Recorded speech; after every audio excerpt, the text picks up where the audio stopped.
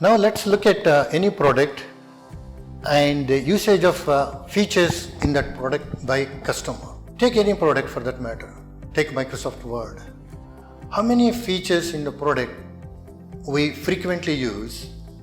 We often use, we always use, we sometimes use, we rarely use, and we never use in the product. Have you any time used a feature called mail merge?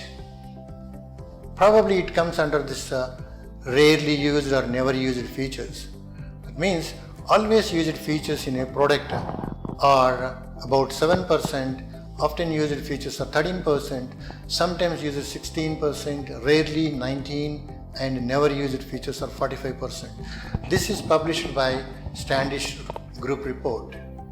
That means in any product that what we do, we have about 65% of the features which are rarely or never used.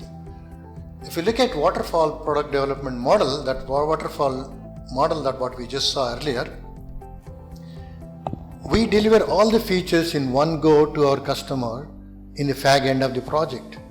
That means always used features or often used features and never used features are never compared, and all the features are used and delivered in waterfall development model in one go without any differentiation among always needed features and never used features.